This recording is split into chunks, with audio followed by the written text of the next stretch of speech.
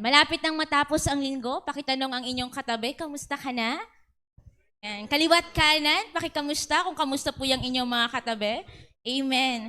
So, sino po dito ang sinasabi niya, sa wakas, Ate Pen, Friday na bukas. Grabe. Energy po, no? Iba yung energy na nagsasabing, sa wakas, Friday na bukas. Finally, rest day na. Pwede nang Pwede nang chill. Pwede nang magpahinga. Ayan. So, have you ever felt that way po? Na parang yung Monday mo pa lang, parang Friday na yung pagod mo. Sino dito nakaka-relate sa ganung pinagdadaanan? Grabe, dami po natin pinagdadaanan sa araw na ito. So yung pagod po natin, parang 1-year-old ka pa lang, nagtatrabaho ka na. Sino po dito ganun katindi yung nararamdaman mong pagod? So, sino rin po dito yung feeling mo, gusto mo nang magpahinga, kaso breadwinner ka, bawal huminto. Amen? Kaway-kaway sa mga breadwinner na pagod na sa buhay, pero hindi ka pwedeng sumuko. Kasi merong mga nakasalalay sa'yo. Amen and amen. And your feelings are valid, okay? Valid po yung nararamdaman mo sa mga oras na ito. And all of us are exposed to stressors every day. So, baka tanungin po ng katabi yung, Ate Pen, ano ba yung stressors? Amen. So, kunwari tayo po ay dalubhasa sa gabing ito. Ang stressors po, ayon sa American Psychological Association, stressors are events or conditions in our environment that trigger stress. So, pakitanong ulit yung katabi mo, nakakapagpa-trigger ba ako ng stress sa'yo? Ako ba yung stressor mo? Amen and amen. Sana po hindi. Pero naniniwala ako, hindi po yung katabi natin. So, why this is important? Bakit mahalagang pag-usapan po natin tong stressors o yung mga trigger factors sa buhay natin? It is because we will talk about today about stress yarn. Ayan po yung title natin, stress. Pero yung yarn ko po is malalaking Y-A-R-N, from grit to grace. Amen. So, if we will check the Bible, there are scenarios na sobrang nakaka-stress din po. In fact, yung word na anxiety, it was mentioned around 7 times in the Bible. Depende po sa magiging translation. And yung stress po, it wasn't parang hindi siya yung word na ginagamit exactly, but the Bible refers to situation in extreme tensions or burden through stories. And yung word po na fear in the Bible, it was mentioned more than 300 times in the Bible. Pero po yung phrase na do not be afraid o yung fear not, it appears approximately 365 times in the Bible. Amen and amen. So, pwede mo bang sabihin sa katabi mo ulit sa gabing ito, stress ka ba? Pakisabi sa kanya with the full conviction, fear not, God is with you. Amen. Isa pa po, pakisabi sa katabi mo, fear not, God is with you. Amen and amen. So ano po yung stressor natin ngayong gabi? I hope as we listen to God's word, He will reveal something mind-blowing to us. Yung peace that transcends all understanding be upon us in Jesus' name. Sige po, tayo po tayong lahat sa gagabing ito. Basahin po natin yung Philippians chapter 4 verse 6 to 7. Sabi po, do not be anxious about anything, but in every situation, by prayer and petition, with thanksgiving, present your requests to God, and the peace of God, which transcends all understanding, will guard your hearts and your mind in Christ Jesus. Sige po, manatili po tayong nakatayo. Hallelujah, Jesus. Hallelujah, Father God. Hallelujah, Holy Spirit. We give thanks sa gabing ito, Panginoon. Salamat po dahil meron kaming gantong uri ng titipon, Panginoon, kung saan maaari naming pag-usapan ng iyong banal na salita. Father, as we come to your presence, humihingi kami ng paglilinis, Panginoon. Nais namin, Panginoon, na makaniig ka sa gabing ito. Lord, open our spiritual eyes. Buksan mo ang aming mga spirito, Panginoon, Lord God, upang lubos na maunawaan ng aming pag-aaralan sa gabing ito. Hindi po namin alam kung ano yung mga pinagdadaanan ng katabi namin or even us. inside, Panginoon. Pero ang alam namin, meron kaming mabuting Diyos. You are with us, Lord God. And Lord, sa gabing ito, as we share this word, Panginoon, Lord God, I pray, Lord, na itago mo po ako sa iyong likuran. Gamitin mo lamang po ako na iyong instrumento, Panginoon, Lord God, sa gabing ito. Ikaw po yung makita sa buhay ko, ikaw po yung mahayag. In Jesus' name, amen and amen. Sige po, maaari po tayong umupo sa gabing ito. Amen. So grabe po, no? Ang good news sa mga Christians po, kung tayo ay stress, hindi ka nag-iisa sa laban. Meron kang kasama. Sino yon? Ang tanong, gusto mo bang kasama si Lord sa journey na yan? Pakitanong nga yung katabi mo, gusto mo bang kasama si Lord? O sige, wag mo nang sagutin. Baka delikado yung maging sagot. Hindi, joke lang po. So bago po, tulad po ng sinabi ko kanina, ang topic po natin ay Stress Yarn from Grit to Grace. So gagamitin po natin yung acronym na YARN. Yung YARN para bigyang diin po yung 4 na mahahalagang bagay kung paano po natin mapagtatagumpayan yung stress. But before that, kailangan muna po nating i-define ano ba yung stress. Kanina, dinefine natin yung stressor. So right now, let's define ano ba yung stress. So yung stress po, it is defined by body's response to external demands or pressures. Amen. And kapag nag-a-undergo po tayo ng stress, meron niyang 3 stages. First ay yung tinatawag nating alarm stage. Ito yung initial reaction kapag nahaharap tayo sa stress. Amen? So yung body po natin, nagre-release yan ng mga hormones like adrenaline to prepare for a fight or flight, di ba? Fight or flight responses. Ano po yung second stage? Resistance stage. Okay? Pag sinabi po natin resistance, kapag tumagal yung stress level mo, yung body natin, nagtatry yan mag-resist at mag-adapt sa stressor. Parang sinasanay mo ang iyong sarili sa pressure, but your energy depletes. Amen? So again, may alarm stage, meron tayong resistance stage, at ang last na stage ay tinatawag nating exhaustion stage. Amen? So ito pong binabanggit ko na to, ito po yung General Adaptation Syndrome ni Paring Hans. Ayan. Si Paring Hans po ang nag-create nito. So sa last stage po, ito na yung stage kung saan naubos na ang lakas mo. Amen. Which can lead to burnout, physical illness, and depression. Amen? So, yun po yung 3 stages. So makikita natin po dito na while grit, yung word na GRIT, dun sa title natin kanina, o yung determinasyon natin na mag-push through dun sa mga challenges natin can help in the resistance stage, but later on, or it is not always sustainable. Pakisabi sa katabi mo, hindi mo yan kaya ng nag-iisa. Amen. Mauubos ka. Mauubos at mauupos ka. Without grace, you will reach exhaustion. Amen? So this is why the Bible offers a solution in Philippians chapter 4, verse 6 to 7. Ano po yung una niyang linya? Do not be anxious about anything. Amen and amen. So tingnan po natin yung context ng Philippians chapter 4 verse 6 to 7 bago tayo dumiretso dun sa 4 na points, yung YARN. Alam niyo po, itong Philippians chapter 4 verse 6 to 7, ito po ay sinulat ni Pablo sa mga taga-Filipos habang siya ay nasa bilangguan.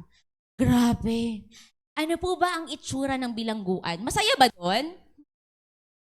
Siyempre hindi, di ba? Nandun na lahat ng bagay na pangit. Bilangguan yun, nung nagkaroon nga lang po ng pandemic, di ba? Grabe na yung naramdaman natin. Parang mababaliw ka sa bahay mo na hindi ka makagala, hindi mo ma-visit yung mga friends mo, di ba? Parang wala kang kalayaan. Paano pa po kung nasa bilangguan ka like Paul? Pero ang nakakatuwa po dito, nakapagsulat pa rin siya ng ganito. He still inspires yung mga kasama niya po. Alam niyo po ba kung bakit si Pablo po na-aresto noong mga panahon na yon? He was arrested because of his missionary work. which was seen as a threat sa mga Roman authorities. Grabe, napaka-stressful. Imagine, nasa isang stressful na sitwasyon si Paul.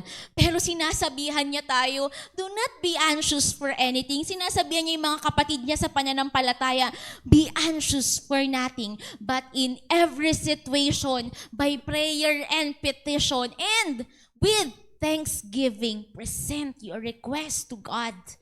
Hallelujah. Amen. Alam niyo po yung word na anxious dito, in Greek word po. Ayan, ang Greek word po ng anxious, ayan po yung word. At pinopronounce daw po ito na meremnao. Sige po, pronounce niyo nga po.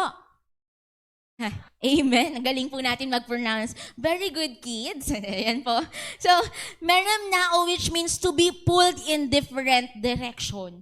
Yung stress, it often felt like that. Parang pinupunit ka sa iba't ibang direksyon, di ba? Nararamdaman niyo po ba to yung ganitong klase ng stress? With too many things demanding on your attention. Pero sabi ni Pablo, huwag tayong mabahala. Instead, we are to bring everything to God in prayer. And when we do, the peace of God, amen.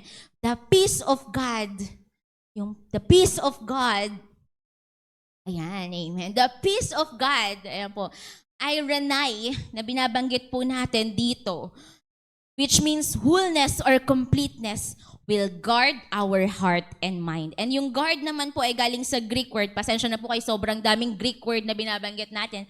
Last na po ito, pangako. Ayan.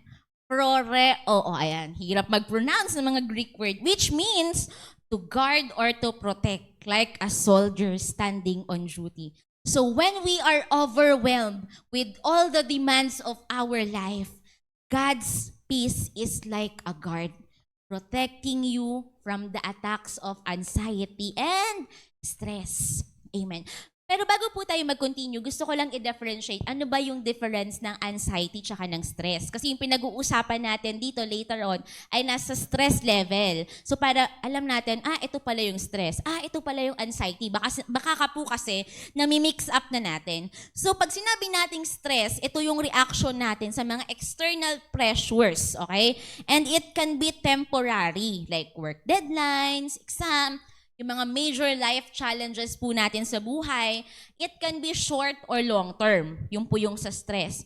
So, stress can manifest as physical symptoms katulad ng headache, ayan, mga muscle tension or yung pagod natin. And kapag yung stressor natanggal, yung stress nagsasubside. Pero pag binanggit nating anxiety, mas matagal. At pag sinabi nating anxiety, it is an internal experience that may not have a clear cause. Okay? So we define the stress kapag alam mo yung bagay na nakakapag-stress sa'yo. Nag-i-exist yung stressor eh. Usually when I do the counseling sa mga taong nakakausap ko, lagi kong tanong sa kanila, tuwing kailan ka nati-trigger? Kasi the start na maintindihan mo kung anong nangyayari sa'yo ay kung alam mo kung ano yung stressor mo. Okay, amen. Pakisabi po sa katabi mo, okay ka pa ba? Di ka pa ba inaantok? Okay pa tayo? Amen? Amen. Sige po. So, number one po na pag-uusapan natin, how to manage stress from grit to grace. Number one ay yung letter Y. Ang sabi niya po is, yield to God's will.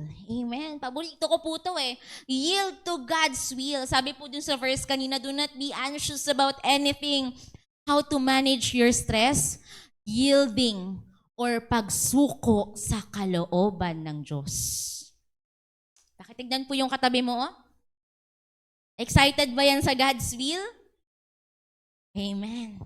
Ang ibig sabihin ng yield sa Tagalog po ay sumuko o magbigay daan. Sa buhay, marami tayong gustong kontrolin. Ikaw, ano ba yung gusto mong kontrolin sa buhay mo? Siyempre, nung nag-aaral pa tayo, grades, gusto ko ng mataas na score, di ba? Pero nung nag-work ka na, kaya ba natin kontrolin yung sahod? Sabi ng iba, yes. Pero sabi ng iba, ang hirap po. Hindi po namin kaya. Kahit anong gawin namin na i-control. You know what? Ganun tayo bilang tao. Gusto natin kontrolin yung mga bagay sa buhay natin. Gusto ko malaki yung sahod ko. Gusto ko maganda yung position title ko. Like engineer, yes. Supervisor, team lead, di ba? Mga gusto natin. And there's nothing wrong about parang dreaming of having those things. Ang pangit lang po ay yung gusto nating kontrolin yung mga bagay na yun sa buhay natin. Ano pong sabi sa Proverbs chapter 3 verse 5 to 6? Trust in the Lord with all your, hindi naman po sinabing money, with all your heart. Amen. With all your heart. And lean not on your own understanding. In all your ways submit to Him, and He will make your paths straight. Psychologically, one of the major sources of the stress is the feeling of losing control. Amen? Pero ang totoo, hindi naman po natin talaga kayang kontrolin ang lahat. May mga bagay na pinipilit natin sa sarili nating pamamaraan kaya tayo nabibigatan. So pakitanong yung katabi mo, stress ka ba? Naku! Baka may tinatakbuhan niya na kalooban ni Lord. Baka sinasabi sa'yo ni Lord, anak, ito yung gusto ko sa buhay mo. Ikaw naman, hindi Lord, ito yung gusto ko eh. Diba? Kaya ka stress right now. So ang problema po natin, yung gusto natin yung nasusunod. Gusto natin tayo yung kumukumpas. Ang problema po sa ganung setup, limited yung vision mo. Limited yung vision natin. Hindi natin alam kung ano yung mangyayari sa future. Hindi natin alam kung anong mangyayari bukas. Kaya ang resulta, madalas palpak. Kasi ang pinapairal, emosyon, puso. Amen?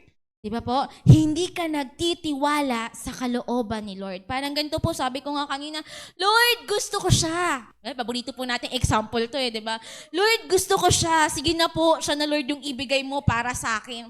Nangako pa kay Lord, Lord, aatinan ko lahat ng church activity. Diba? Basta siya, Lord, yung ibigay mo sa akin. May mga ganun pa po tayong linya kay Lord At dahil may pinupursu sa church, listen, young pro, at dahil may pinupursu sa church, for sure, present yan sa lahat ng church activity. Diba po? Ang problema po doon, pag hindi sinagot ni Lord yung gusto natin, nagwawala o nawawala tayo. Amen? So sabi ng kaaway, yes, chance ko na to. Ako naman to. Diba? Ako naman to, sabi ng kaaway sa'yo. So minsan dahil sa sobrang focus tayo sa gusto natin, nakakalimutan natin kung ano ang dapat na binibigyan natin ng focus. And that is God's will in our life. Pakitanong nga yung katabi mo, alam mo ba kung anong kalooban ni Lord sa'yo? Sumagot po ba? Alam daw po ba? O pinagpipray pa po? Amen. So bakit po tayo stress? Kasi pinipilit natin ng isang bagay na hindi naman kalooban ni Lord. Tapos po, ang ginagawa pa natin madalas, sa dulo, sisisihin natin siya kung bakit we feel lost. Lord, bakit ganito yung nararamdaman ko? Why I felt so lost? Bakit parang, Lord, parang iba yung feeling ko ngayon ang daming binigay ni Lord na words sa'yo at kasagutan na hindi siya ang para sa'yo o hindi yan ang kalooban ni Lord para sa'yo. Pero dahil ininsist mo ang gusto mo, ang ending, stress at walang peace. Amen. So I remember po, when I started college, gusto ko mag-mass communication or architect. Taas nga po yung kamay ng mga graduate ng RMTU dati, pero Primso na ngayon. Sige, taas ang kamay ng mga graduate ng Primso. Ay, wow, majority. Amen. Sige po. Sige po. So I remember dati po, when I was in college, gusto ko talaga mag-pursue ng mass communication or architecture. Gusto ko sa big schools, UP, PUP, UST, yung magagandang schools. Tapos susulan ka pa nung high school teacher mo na, dapat sa malalaking school ka mag-aral kasi sayang naman yung ganito, ganyan. May mga teacher kasi na sulsul, di ba? So, pero hindi po yan ang kalooban ni Lord sa buhay ko. At first, hindi ko talaga maintindihan kung bakit yun yung nangyari nung panahon na yun. So, may time pa na iniisip ko na, bakit kasi ang hirap namin? Or bakit kasi, sabi ko po ganun, di tuloy ako nakapag-aral sa magandang school, bakit kasi pinanganak ako sa ganitong pamilya, bakit kasi hindi nakakalakad si Papa, dami kong bakit kay Lord. Kulang na lang talagang ilista ko lahat ng bakit na, Lord, bakit kasi ganito? Tapos pag titigyan ko ibang tao, buti pa sila. May ganun akong mga linya dati. Hindi ko po talaga maintindihan. Ang dami kong bakit. Pero alam niyo po, yung mga bagay pala na yun, ang kalooban ni Lord sa buhay. buti na lang po talaga, nilakaran ko yung kalooban ni Lord. Amen. Opo, mahirap sa simula. Siyempre, sobrang masakit, di ba? Pero dahil kasama ko si Lord at dahil naglilingkod ako kay Lord, alam niyo po kung ano nangyari? I ended up, mas maganda pa yung binigay ni Lord kaysa dun sa bagay na pinapanalangin ko. Grabe, lakaran po natin yung bagay na bagay na ibinibigay sa atin ni Lord. Sabi ko nga po, buti na lang pala Lord, pinanganak ako sa mahirap na pamilya. Kasi nagkaroon ako ng chance na magpursige sa buhay para itaguyod yung family namin. Buti na lang di nakakalakad si Papa kasi it strive me harder po. And to lean on God's will, hindi sa sarili kong kalooban or sa sarili kong kakayanan, kundi magtiwala sa kakayanan ni Lord sa buhay namin. Buti na lang po, pinanganak ako na sa mahirap na pamilya. I got a full scholarship in college, nasagot lahat. So buti na lang di nakakalakad si Papa kasi nagkaroon siya ng matinding faith na naipasa niya sa amin kung ano yung values na meron siya sa paglilingkod kay Lord. And hanggang ngayon, inaani namin yung mga bagay na pinanalangin niya dati kahit wala na siya ngayon. Buti na lang pala, pag kinoconnect ko po yung dots, yung mga pangyayari na yon, buti na lang pala, nag-aral ako sa PRIMSU, nakuha ko yung scholarship. Nung nakuha ko yung scholarship, yun yung naging second employer ko. Nung nakuha ko yung nalito bigla. Nung nakuha ko po yung scholarship, nakapag-aral ako sa PRIMSU, yung first work ko, kalooban pala ni Lord, mag-work ako sa PRIMSU. Sinong tatanggap sa isang katulad ko na walang experience para magturo ka agad? Wala. It was all by the grace of the Lord. Buti na lang pala, nung mga panahon na yon, sumunod ako kay Lord. Bakit po? Kasi yung employer ko, yung scholarship na nagbibigay sa akin that time, yun yung employer ko po that time. Na, nung binili, yun pa din dun pa rin ako nagtatrabaho hanggang ngayon. And that company sends me to school for graduate school. And yung graduate school na yun, isa yun sa mga school na pinapangarap ko dati nung gusto kong mag-college. 'Di ba? Buti na lang sumunod ako kay Lord. Buti na lang naglingkod ako kay Lord. Paano kung hindi? Paano po kung hindi? Pakitanong sa katabi mo, paano na lang kung hindi ka din susunod kay Lord? Paano na lang, di ba po? Nakaayos na ang plano ni Lord para sa buhay mo, para sa buhay ko. Kung ayaw mo mga stress, sumunod ka sa kalooban ni Lord. Lakaran mo at huwag mong takbuhan. Amen? Yield to God's will. Pakisabi sa katabi mo ulit, buti na lang nandito ka. Buti na lang, hindi pa huli ang lahat para isurrender mo yan kay Lord. Amen? Your decision today will determine your destination tomorrow. So yes or no lang. Walang in between. Di ako sure. Minsan dito, minsan doon. Hindi po. Yes or no lang ang pagsunod kay Lord. And when we yield sa kalooban ni Lord, we let go of control and give it to God. Ina-acknowledge natin na si Lord ay may greater na plano sa atin. So yung act ng pagsuko mo kay Lord, alam niyo po, nakakabawas yun ng stress. Kasi parang it tells you na, Lord, hindi ko to kaya kung wala ka sa buhay ko.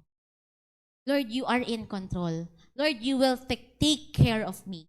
So that's number one. Sensya na po kayo, medyo mahaba, 2 hours po itong pag-uusapan natin. So number 2 is acknowledge your need for grace. Okay? Number 2 is acknowledge your need for grace. So, sabi po kanina sa verse, present your request to God. Yung sa verse na binabasa po natin kanina. This is an act of humility. Acknowledge that we cannot do it all by ourselves. So, kailangan po natin kilalanin na hindi sapat ang grit o yung determinasyon natin sa buhay para mapagtagumpayan ang stress. Sabi sa katabi mo, hindi sapat yung grit. We need to acknowledge our need for grace. Sabi ko nga po kanina, maaaring tayo mismo ay nagiging stressor din ng ibang tao. Pwedeng ikaw din ang dahilan ng ibang tao kung bakit sila nai-stress. Kaya kailangan nating tanggapin na limitado ang ating kakayanan. At dito pumapasok ang biyaya ng Diyos. Okay? And if we need grace, other people need that grace also. So wag po kayong mahihiyang mag-share ng salita ng Diyos. Kasi kung ikaw, alam mo sa sarili mo na kailangan mo ng grace, kailangan din ng ibang tao yan. Kailangan ng magulang mo yan, kailangan ng katrabaho mo yan, kailangan ng kaibigan mo yan. We need grace. So forgive others when they wrong you, even if it doesn't make sense. Okay? So kung gusto nating mabawasan yung stress natin sa buhay, forgive them. Rather than, so let's forgive them. Kahit hindi po sila humihingi ng sorry. Ay, Ate Pen, ang hirap. Hindi naghihingi ng sorry, pero pagpapatawarin ko, yes, patawarin po natin sila. This reflects the grace God gives us as we are all also forgiven kahit hindi natin deserve. Amen? So kapag yung coworker ninyo, hindi nakakasabay, di ba? Or laging nakakagawa ng mga mali, rather na mag-react ka na, mafo-frustrate ka na, ano ba yan? Ako na naman ang sasalo ng trabaho niya sa work dahil hindi niya nakuha ng tama. Anong mas magandang pamamaraan? May mga ngumingiti po, parang may ganun kayong coworker, ah. Let's offer understanding and guidance. Turo natin sa kanya, eto po yan, eto. Di ba? Kapag yung boss mo nakakagigil na, amen, di ba? Sabi ng iba, amen. Have patience. Amen. Use kind words kahit po tayo ay upset na minsan. Grace can be demonstrated through gentle and uplifting communication. Alam niyo po, in psychology, there's a concept called self-compassion. Sabi po sa katabi ulit, self-compassion. It's about being kind to yourself when you are going through difficult times. May pinagdadaanan ka na nga, pinapahirapan mo pa lalo yung sarili mo. Sasabihin mo pa sa sarili mo, ano ba yan? Ikaw kasi, ang tigas-tigas ng ulo mo eh. Wag na po nating dagdagan. Wag ka na maging harsh pa sa sarili mo. Self-compassion can lower stress level because it helps us to realize na it's okay to make mistakes. Pakisabi sa katabi mo, it's okay to make mistakes. Huwag masyadong harsh sa sarili. It's okay to fail because that failure will not define your future once you surrendered it to God. Yung failure na kinakatakutan mo dati o yung nangyari sa'yo in the past, isurrender mo yan kay Lord and gagamitin ni Lord yan ng mas maganda. Grabe, no? Galing, grabe, sobra. Alam niyo po, there's this one mistake na nangyari sa buhay ko na I can't really forgive myself. Imagine, no? Parang, ikaw, Ate Pen, di mo ma-forgive yung sarili mo. Yes. And I share it to few people lang. Few people o two people? Binilang bigla eh, no? Ilang tao lang talaga nakakaalam ng bagay na to. I really can't forgive myself. Sabi ko, felt that I failed myself. I failed my parents, I failed my family, I feel that I failed God. I felt that hindi ko na deserve na maglingkod kay Lord. And for the longest time, tinago ko yun. Tinago ko yung pakiramdam na yun sa sarili ko. Sabi ko, okay lang to. Tinago ko yun sa maraming tao. Sabi ko, ay, okay lang to, kaya ko naman to. Feeling ko, kaya ko namang i-manage. Okay naman ako. Parang nakakapag-function pa din ako araw-araw. Nagagawa ko pa rin yung mga dapat kong i-accomplish. Akala ko lang pala yun. Amen. Akala ko lang pala yun. Little did I know, kinakain na ako ng sistema. I am so stressed. I am not at ease. I felt negative things. But when I started acknowledging that I need God's grace, it gives me so much peace. Pinakita sa akin ni Lord na there is peace in surrender. There is peace in His grace. Pinakita sa akin ni Lord na, anak, alam ko yun. Hindi alam ng ibang tao na nangyari sa'yo yun, na ginawa mo yun, pero alam ko yun. Ano yung bagay ngayon sa gabing ito na sinasabi mo sa Lord na, Lord, atin dalawa lang yun eh. O kaya lagi mo sinasabi, hindi, ako lang nakakaalam yun sa sarili ko. Right now, I tell you, alam ni Lord yun. Alam ni Lord kung anong pinagdadaanan mo. So, wag mo nang pagtakpan. Wag ka nang maglagay pa ng barrier na, hindi, kaya ko to eh. Okay lang to eh. Tama tong ginagawa ko. No. Surrender it to God. Kung kailangan mo ng grace, kung kailangan mo ng biyaya ng Diyos, acknowledge it. Amen? Hayaan mong makalaya yung sarili mo. Alam niyo po, naniniwala ako na walang sitwasyon sa buhay natin na hindi ka kayang i-rescue ng God's grace unless ayaw mo magpa-rescue. Sabi sa katabi mo, ayaw mo bang magpa-rescue? Ayaw mo bang lumaya? But tonight, the Lord is reminding you that the Lord is reminding us, kaya kitang iahon, anak. Kaya mong makabalik sa presensya ko.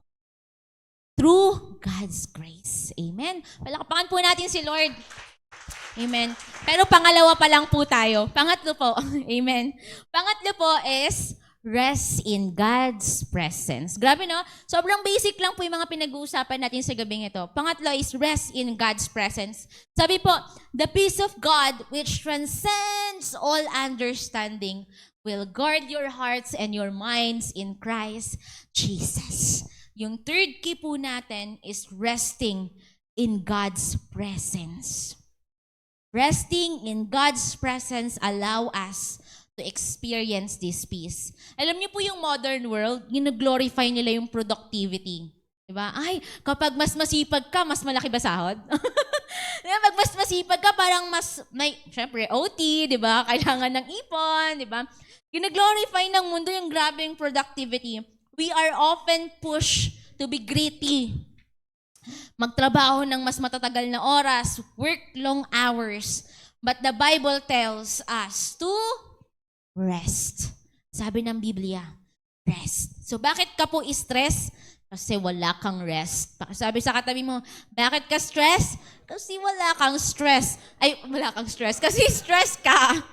O baka mali ang pinagpapahingahan mo. Baka naman may rest, pero iba yung pinagpapahingahan, di ba? Amen? Baka iba yung pinagpapahingahan mo. Ano ba ang pahinga mo? Baka hindi ka na sa presensya ni Lord nagpapahinga. O kaya naman, o baka naman hindi ka na connected sa source. Baka hindi ka na connected sa source. Baka hindi ka na connected kay Lord, kaya mabilis kang malobat. Kinuwit ka lang, ano ba? Wow, ano ba agad? Kinuwit ka lang, you know? Galit ka na kaagad. I-stress ka na kaagad. Yung hustle culture po ng mga young professionals sa Pilipinas, parang normal na yung walang pahinga. Lalo na pag nagtatrabaho kayo sa Manila, alas ng alas 4, pipila sa MRT. Sino dyan yung na-try magtrabaho sa Manila? Ayun, kaway-kaway. Grabe po, wag niyo nang pangarapin. Nagtrabaho din po ako dati sa Manila. Parang sabi ko, gusto ko na lang umuwi sa probinsya. Gusto ko na lang po magka-work dito po sa Zambales. Ang tinugon naman po yun ni Lord. Sabi nga po, parang normal na yung walang pahinga, lalo na sa mga workaholic at breadwinners. Ayan, yung mga breadwinners natin dyan, kaway-kaway. Diba? Madalas ang mindset po natin ay, grind now, rest later. Wow. Ang tanong, kailan yung later?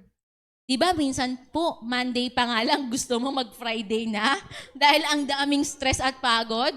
Sabi nga nila, parang lobat na agad kahit hindi pa nagsisimula yung linggo. Parang papasok ka pa lang ng Monday, lanta ka na. Pag tinanong ka, okay ka lang ba? Oo, okay lang. Kaso Monday na ulit. Parang gano'n. Yung mga ganong feeling po natin, diba? So ngayon po, ang tanong ko, saan ka ba kasi nagpapahinga? Diba? Maraming tao, ang akala nila, pahinga na yung scroll sa social media. Yung iba, wait lang, nagpapahinga kasi ako. Scroll. Wow, nood.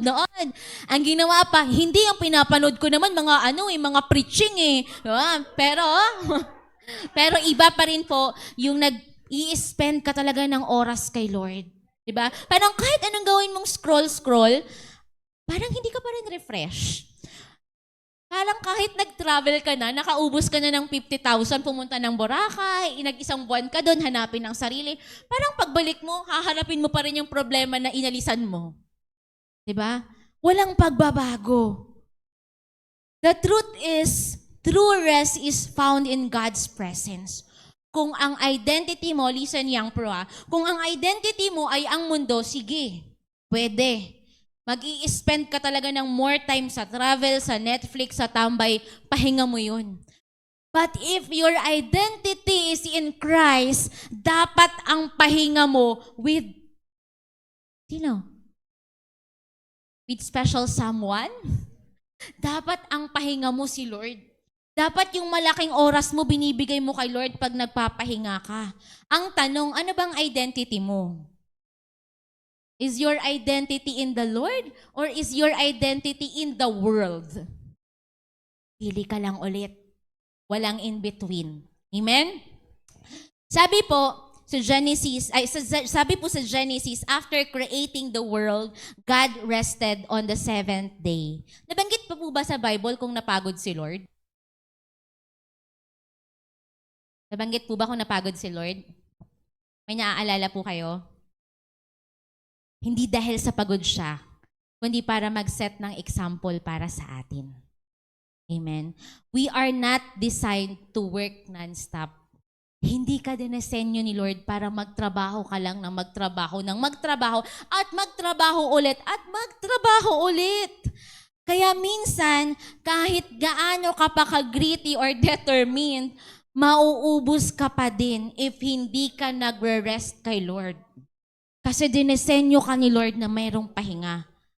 Kaya nga may Sunday service worship Sunday worship service is very important. Sabi po sa Matthew 11 verse 28, "Come to me, all you who are weary and burdened, and I will give you rest."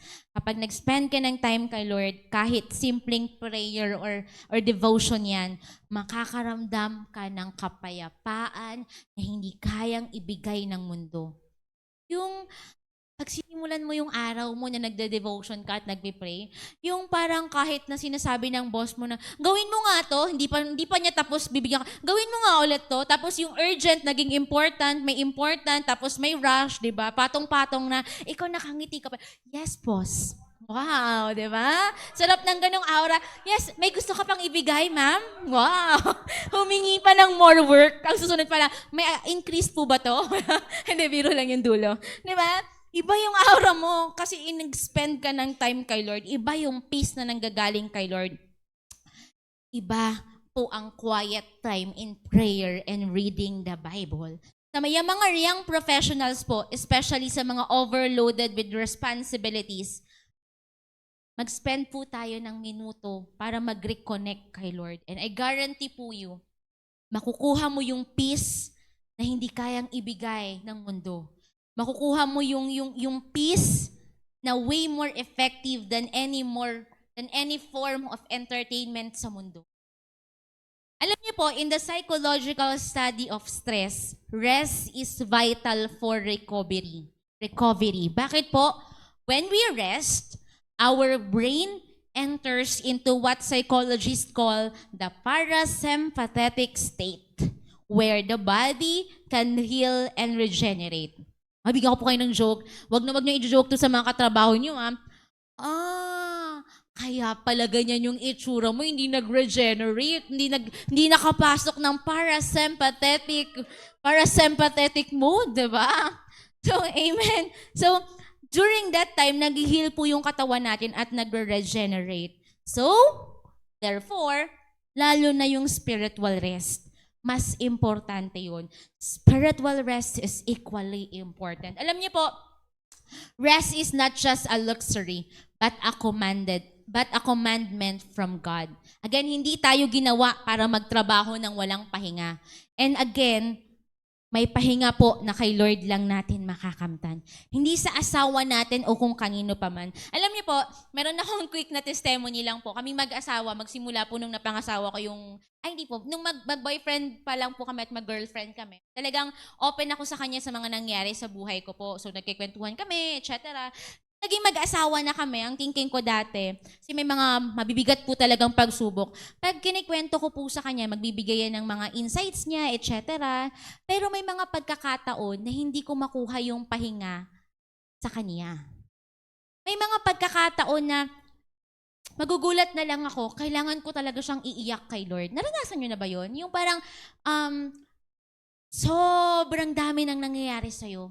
Tapos, pumunta ka lang sa isang sulok o pumunta ka sa prayer room mo, pumunta ka sa kwarto mo, lumuhod ka kay Lord, umiyak ka lang ng umiyak kay Lord. Actually, umiiyak ka lang, hindi ka nagsasalita ha. Iyak ka lang ng iyak kay Lord. And yet, parang there is something within you na parang natatanggal. Parang may peace na binibigay si Lord.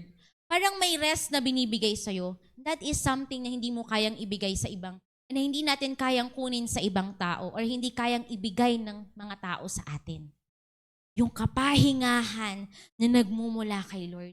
So, kung stress ka ngayon, kunin mo yung Bible mo, lumapit ka kay Lord, mag-pray ka kay Lord, kausapin mo si Lord. Ang problema kasi, ang kinakausap lang natin, yung mga kamarites natin, ano lang ang nangyari dun sa yung kay Alice Go, mga entry, mga mga nanonood sa Senate hearing na telenovela na daw po. Wow, may mga umingiti, so nag-aabang sa Senate hearing. Amen. So last but not the least, ito na po, dulo na tayo. Letter N. Last but not the least, nurture grit through God's grace. Amen. But in every situation, by prayer and petition, with thanksgiving. So si Paul po, he encouraged us perseverance in all circumstances through prayer and thanksgiving. Alam niyo po yung grit, it is very important, but it must be nurtured by God's grace.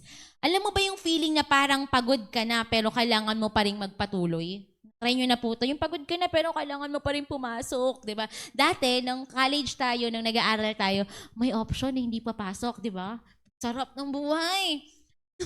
Nung ikaw na yung kumakayod, wala nang option. Sayang yung kikitain ko for today, lalo na dun sa mga breadwinner. So, alam po ba natin yung ganung klase ng pakiramdam? Sa work, minsan parang sobrang daming expectations. Tapos sa buhay, parang ang dami nating personal goals, ang dami nating gusto nung abutin.